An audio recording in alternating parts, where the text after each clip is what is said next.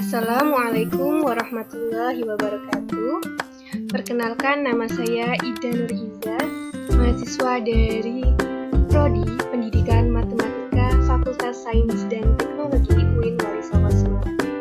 Di sini saya akan membuat video pembelajaran mengenai dimensi 3, yaitu jarak. Oke, mari kita belajar bersama-sama ya teman-teman.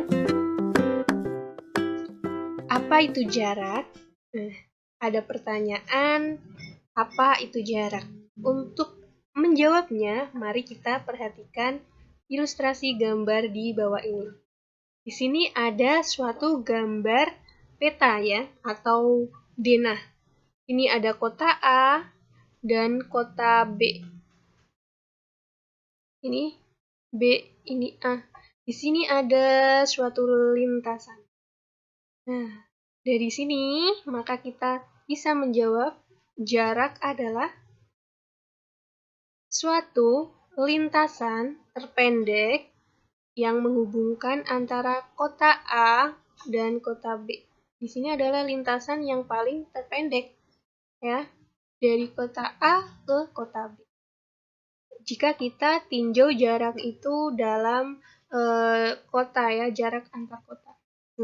Maka dari ilustrasi gambar tersebut kita dapatkan pengertian jarak adalah lintasan terpendek yang menghubungkan dua titik atau menghubungkan antara kedua titik ya.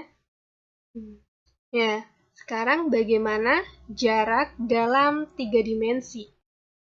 Oke, jarak ini ada jarak titik ke titik, ada jarak titik ke garis, dan ada jarak titik ke bidang. Maka titik garis bidang itu yang seperti apa?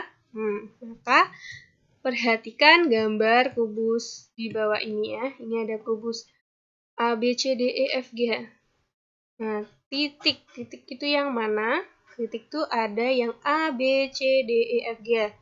Jadi titiknya ini ya, A, titik B, titik C, D, dan seterusnya.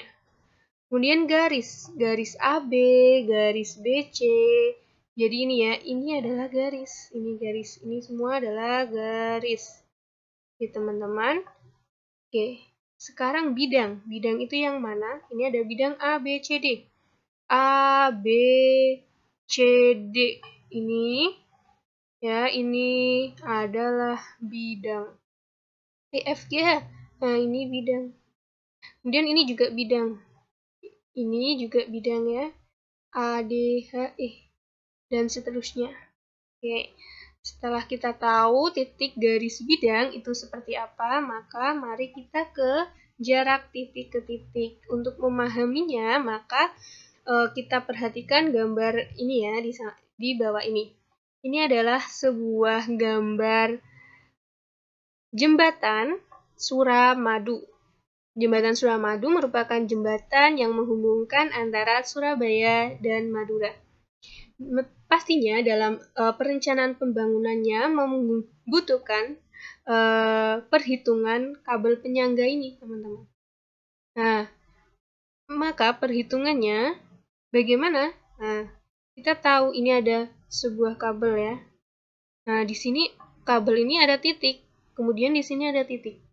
Nah, cara menghitungnya ini ya pasti menggunakan jarak titik ke titik. Jadi, gambar di sini itu kabel penyangganya ini merupakan contoh perhitungan jarak titik ke titik. Nah, ini ya teman-teman. Jadi, ini adalah sebuah konsep dari jarak titik ke titik. Oke, sekarang untuk memahami lebih jauh bagaimana sih jarak titik ke titik itu? Nah, kita perhatikan gambaran ini ya teman-teman. Ini ada lingkaran 1 dan lingkaran 2, L1 dan L2. Ada garis AP, BQ, CR, DS, ET.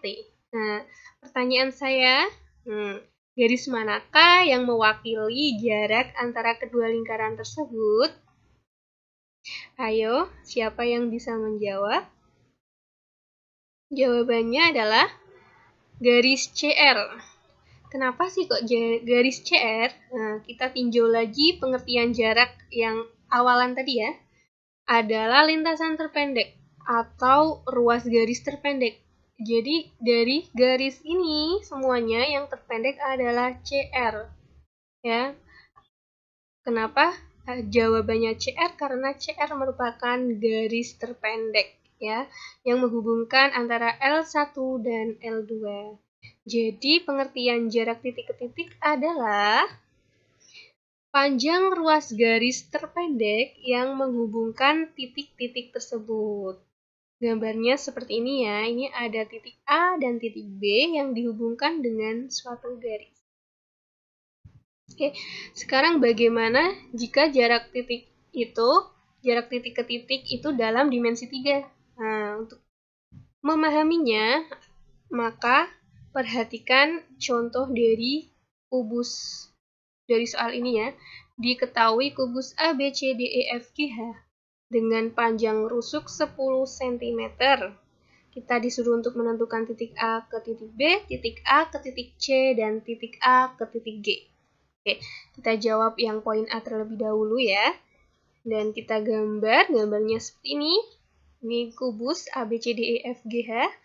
Dengan rusuknya 10. Rusuk itu sama dengan ruas garis. Jadi mana? Garis, jadi kan di awal, garis itu yang ini ya. A, B, B, C, C, D. Nah, ini semua itu panjangnya 10 cm. Pertanyaannya apa? Titik A ke titik B. Ini A, ini B.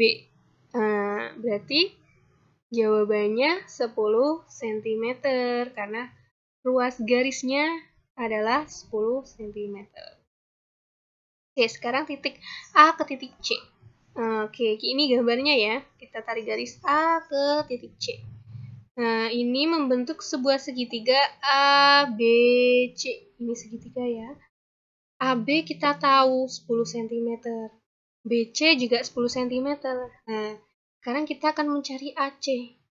Nah, mencarinya berarti ini menggunakan teorema Pythagoras. Kita cari sisi miring dari AC ya.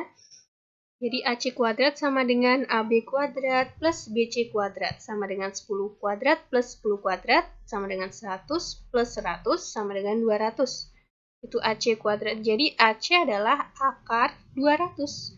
Maka akar dari 200 adalah 10 akar 2. Ini yang mana AC ini merupakan diagonal bidang ya teman-teman. Oke, sekarang ini titik A ke titik G. Oke, ini A ke titik G ya teman-teman. Kemudian kita tarik garis AC. Sehingga A ketemu segitiga AGC ya teman-teman. Kita sudah tahu AC itu dari poin B, AC 10 akar 2. CG-nya 10, ini adalah karena ruas garis. Maka AG kuadrat sama dengan AC kuadrat plus CG kuadrat, kita masukkan 10 akar 2 kuadrat plus 10 kuadrat. Sama dengan 200 plus 100 sama dengan 300. Jadi AG itu akar dari 300. Maka AG adalah 10 akar 3 atau kita biasa disebut dengan diagonal ruang.